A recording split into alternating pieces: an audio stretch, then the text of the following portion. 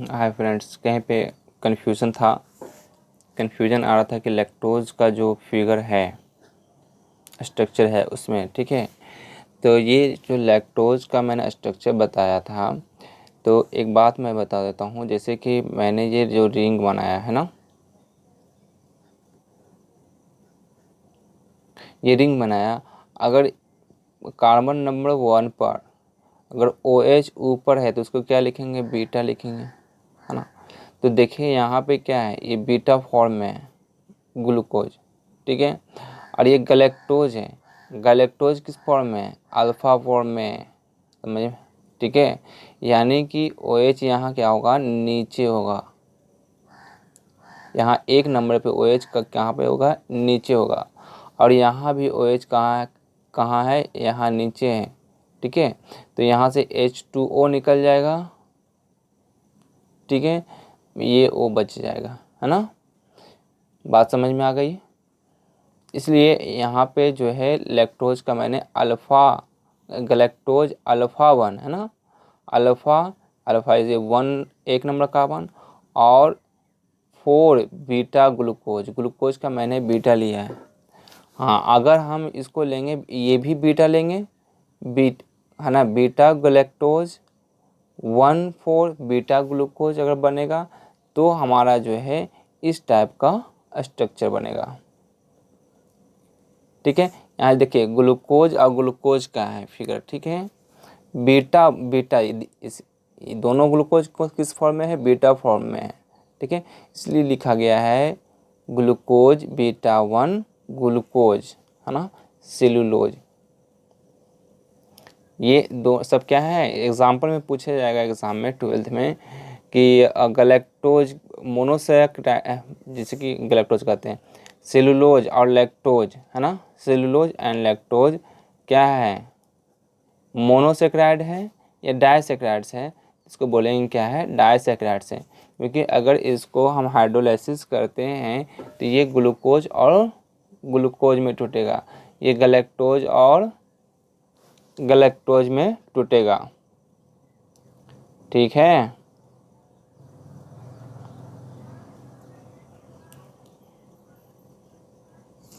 आगे बढ़ते हैं।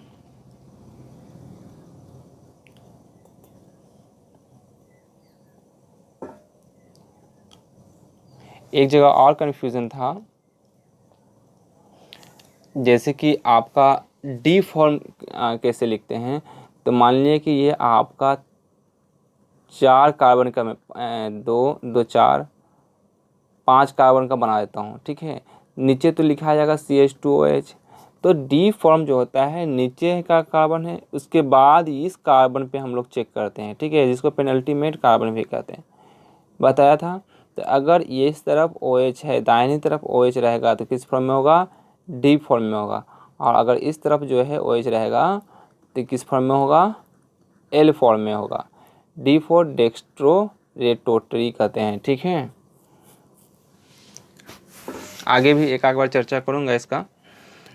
यहाँ देखिए कार्बोहाइड्रेट जो है मोनोसेक्राइड्स हो गया, डाइसेक्राइड्स हो गया और पॉलीसेक्राइड्स हो गया, है ना। तो मोनोसेक्राइड्स का फॉर्मूला जो हो गया CnH2nOn। जितना कार्बन की संख्या होगी उतना ही ऑक्सीजन की संख्या होगी, जबकि डबल होगी हाइड्रोजन की संख्या, ठीक है। यहाँ डाइसेक्राइड्स की बात करते हैं तो CnH2O होल N-1, है ना। जैसे लैक्टोज हो गया, सुक्रोज हो गया, माल्टोज हो गया, ये याद कीजिएगा इसको, ठीक है। अब पॉलीसेक्राइड्स का क्या हो गया, C6H10O5 होल N, ये किसका फॉर्मूला हो जाएगा, पॉलीसेक्राइड्स का होगा। ये भी आइए इसको कर लीजिए, ठीक है, 1 नंबर में पूछा जा सकता है यहाँ से क्वेश्चन।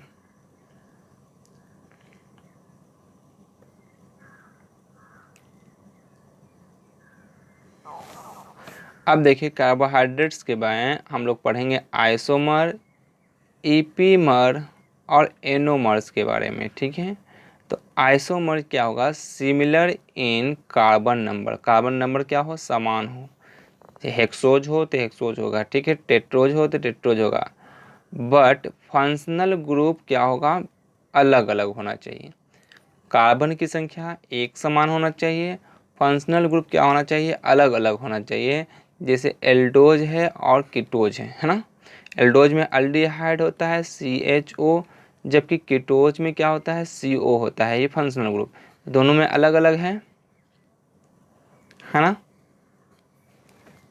दोनों का फंक्शनल ग्रुप क्या हो गया, अलग अलग हो गया, इसलिए इसको कहेंगे आइसोमर। देखिए कुछ एग्जांपल देख लेते हैं इसका।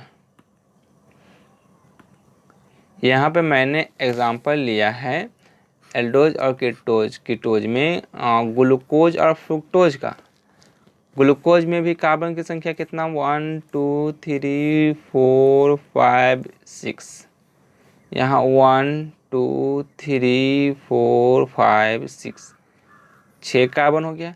लेकिन कीटोज की बात करें तो इसका फंक्शनल ग्रुप क्या हो गया, CO, और इसका फंक्शनल ग्रुप क्या हो जाएगा, CHO। यहाँ H लिखा हुआ होगा ऊपर में, ठीक है, CHO। अब बाकी सब तो सेम है। यहाँ भी 3 नंबर पे अल्कोहल इस तरफ है, बाएं तरफ है, और यहाँ भी 3 नंबर पे अल्कोहल बाएं तरफ है। तो इस तरीके के स्ट्रक्चर को हम लोग बोलते हैं आइसोमर, जिसमें कार्बन की संख्या एक समान हो लेकिन फंक्शनल ग्रुप उसका क्या हो, अलग हो। ठीक है, आगे बढ़ते हैं। जो कन्फ्यूज़न होगा तो फिर पूछ लीजिएगा। दूसरा बताया था मैंने ईपीमर। ईपीमर क्या है, ठीक है, the difference in orientation of alcohol at any one carbon other than anomeric carbon, है ना। तो अल्कोहल के ओरिएंटेशन में जो डिफरेंस होता है उसी को हम लोग क्या कहेंगे, ईपीमर कहेंगे। ठीक है,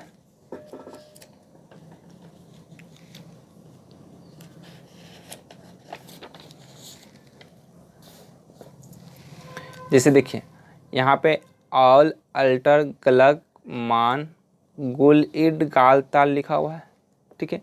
0 2 3 2 3 4 2 4 3 4 2 3 4, ये क्या है, ये ऑक्सीजन अल्कोहल का ओरिएंटेशन ही ना है। नंबरिंग क्या किया हुआ है, नंबरिंग का मतलब है कि ओरिएंटेशन अल्कोहल का, है ना। तो अब देखिए इसके थ्रू हम एग्जांपल समझ लेते हैं। जैसे डिफर इन C2 और C2 epimers only one carbon. तो जैसे ग्लूकोज है, यहाँ ये वाला, इसमें देखिए, इसमें देखिए ग्लूकोज है और मैनोज है। तो ग्लूकोज और मैनोज में देखिए कितने, किस कार्बन का डिफरेंस है, इसका डिफरेंस।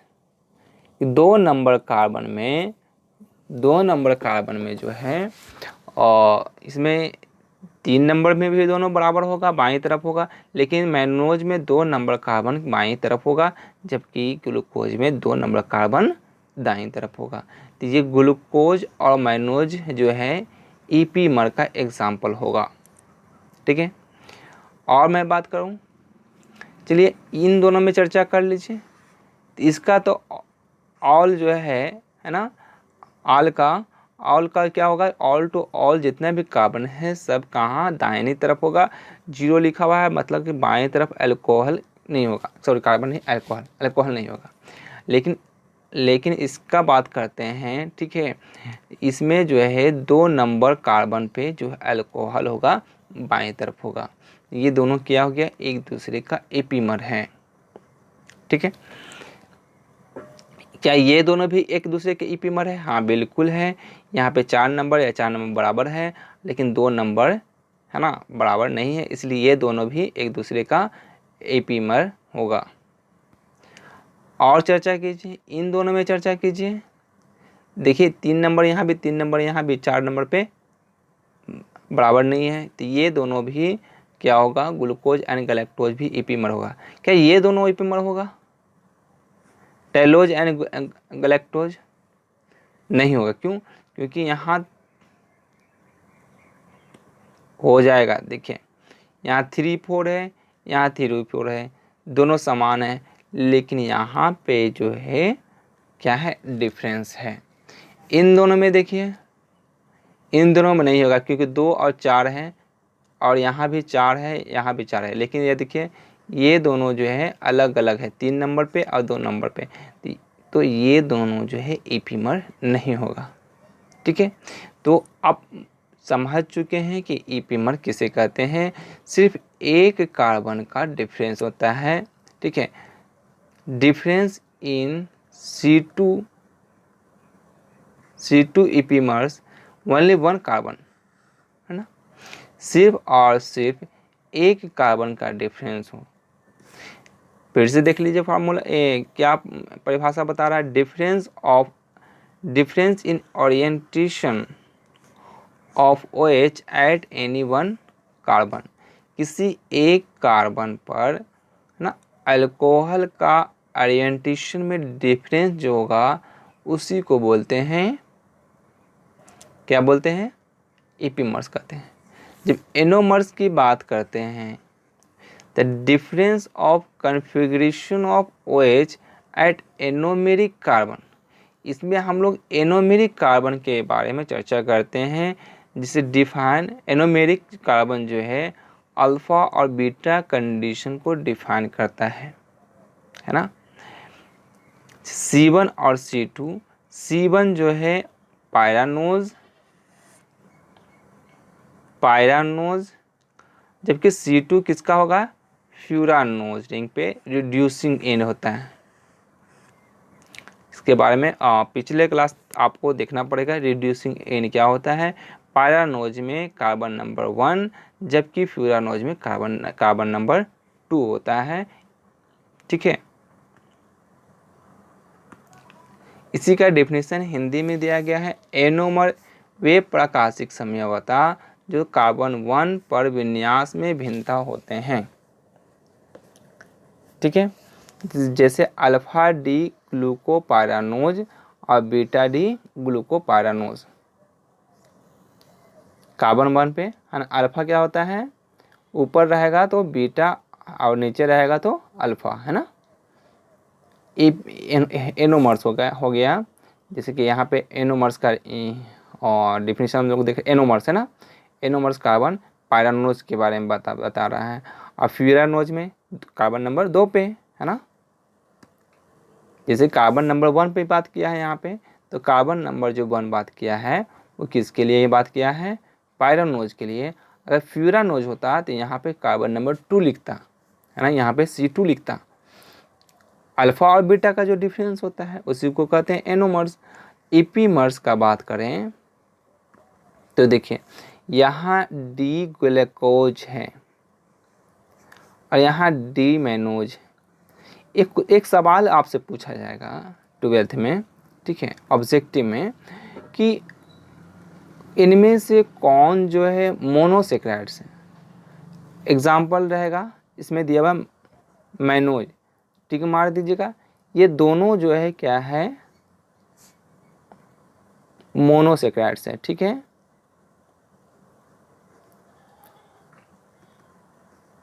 मैनोज और ग्लूकोज दोनों मोनोसेक्राइड्स हैं। अब देखिए मैनोज और ग्लूकोज में ये देखिए, यहाँ पे सब तो OH जो है दाहिनी तरफ है, यहाँ से यहाँ तक, इसमें भी सेम है। इसमें देखिए, इसमें भी सेम है, और ये वाला देखिए, ये इसमें सेम है, ये भी इसमें सेम है। लेकिन अगर इन दोनों कार्बन की अल्कोहल की चर्चा करें तो देखिए ग्लूकोज में जो है ये वाला अल्कोहल दाईं तरफ है, जबकि मैनोज में ये वाला अल्कोहल बाईं तरफ है। अभी यही बात मैं बता रहा था वहाँ पे। ठीक है, हाँ, इसका 3 था, इसका क्या था, 2 और 3, तो 3 तो दोनों का कॉमन हो गया, लेकिन 2 में यहाँ पे डिफरेंस हो गया, है ना। तो यहाँ देख लीजिए डिफिनेशन, वे प्रकाशिक समावयव जिनका विन्यास C1 के अलावा, कार्बन 1 के अलावा अन्य किसी कार्बन परमाणु पर भिन्न हो, जैसे डी ग्लूकोज और डी मैनोज, ये C2 ईपीमर है। ये क्या, एक कार्बन 2 कार्बन, दूसरे कार्बन पे क्या है, दोनों अलग अलग है, इसलिए बोलते हैं इसको C2 एपिमर्स। अगर तीसरा कार्बन होता है बोलते हैं C3 एपिमर्स। ठीक है, चलिए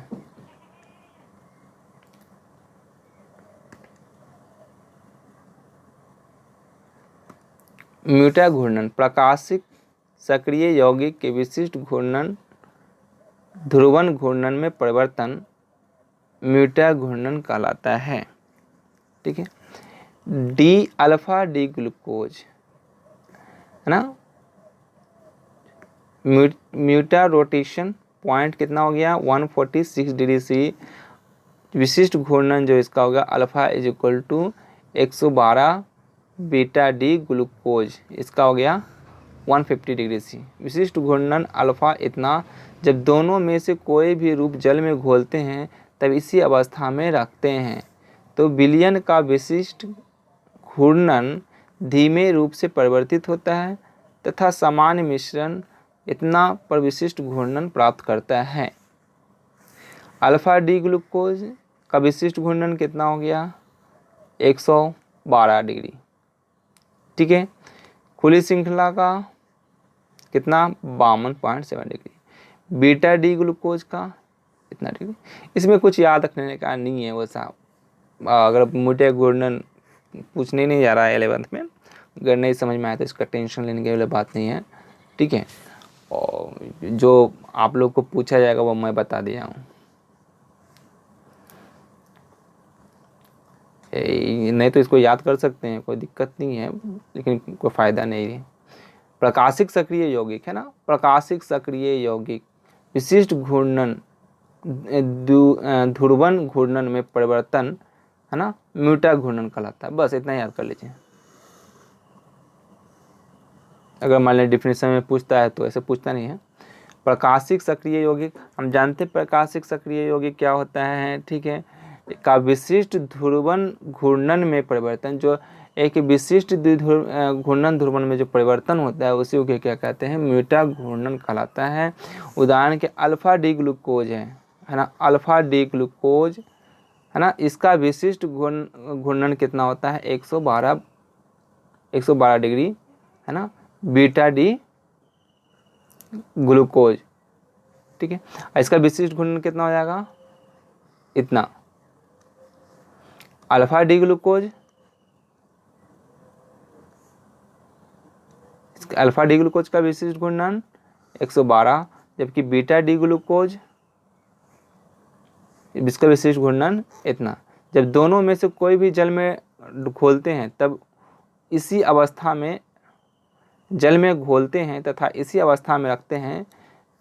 जब दोनों को, जैसे कि अल्फा डी ग्लूकोज है और बीटा डी ग्लूकोज को, ठीक है, दोनों को जल में घोलते हैं और इसी अवस्था में रखते हैं तो विलयन का विशिष्ट घूर्णन धीमे रूप में परिवर्तित होता है ना। विशिष्ट घूर्णन जो धीरे धीरे क्या होता है परिवर्तित होता है तथा साम्य मिश्रण है ना इतना डिग्री का विशिष्ट घूर्णन प्राप्त होता है और इतना जो है 52.7 डिग्री का विशिष्ट घूर्णन प्राप्त होगा। जैसे मैंने अल्फा डी ग्लूकोज को रखा वाटर में, फिर बीटा डी ग्लूकोज को रखा, ठीक है, उसका विशिष्ट घूर्णन इतना प्राप्त हुआ। ठीक है, आपको सिर्फ ये वाला पॉइंट याद रखें, आपको ज़्यादा जरूरी नहीं। स्टार्च, यह अल्फा ग्लूकोज का बहुलक है। स्टार्च किसका बहुलक है? अल्फा ग्लूकोज का बहुलक है तथा एमाइलोज और एमाइलोपेक्टिन से बनता है। स्टार्च कहाँ से बनता है? एमाइलोज और एमाइलोपेक्टिन से बनता है। ये बायोलॉजी वाली बातें हो गई। ठीक है, एमाइलोज और एमाइलोपेक्टिन क्या है? तो जल में विलय भाग है। जल में क्या होता है? एमाइलोपेक्टिन अविलय होता है। यह 200 से 1000 अल्फा डी प्लस ग्लूकोज इकाई से बनता है जिसमें कार्बन 4 ग्लाइकोसिडिक बंधन बनता है। इसको बोल सकते हैं अल्फा 1,4 ग्लाइकोसिडिक बंधन, ग्लाइकोसाइडिक बॉन्ड। ये इंपॉर्टेंट है बस। इसमें एमाइलोज किसके बनता है? ये ग्लूकोज का इकाई होता है, अल्फा डी ग्लूकोज का। ठीक है, और इनके बीच का जो बंधन होता है अल्फ़ा 1,4 ग्लाइकोसिडिक बंधन बनता है। ठीक है, ये है इसका इम्पोर्टेंट है। और जबकि इसमें जो है अल्फ़ा 1,6 ग्लाइकोसिडिक बंधन, ग्लाइकोसाइडिक बॉन्ड। ठीक है, एमाइलोपेक्टिन में जो है अल्फ़ा 1,6 ग्लाइकोसिडिक बंधन बनता है, जबकि एमाइलोज में अल्फ़ा 1,4 ग्लाइकोसिडिक बंधन बनता है।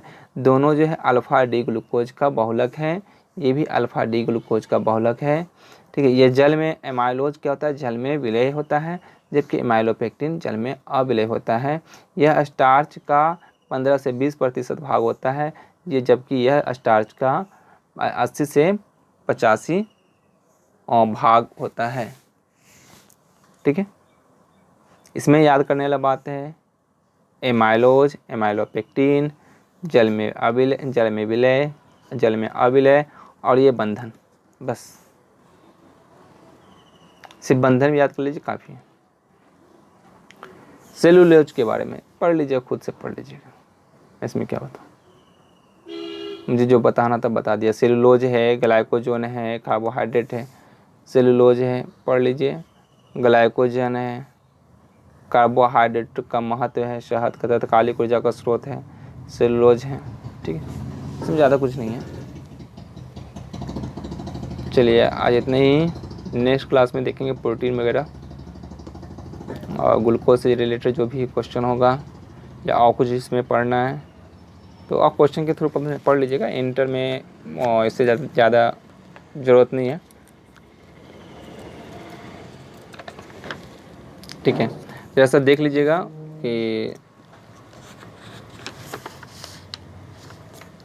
रिड्यूसिंग शुगर के बारे में देख लीजिएगा, है ना। रिड्यूसिंग शुगर और नॉन रिड्यूसिंग शुगर के बारे में थोड़ा सा पढ़ लीजिएगा खुद से, क्वेश्चन यहाँ पे मिल जाए तो। बस, थैंक यू।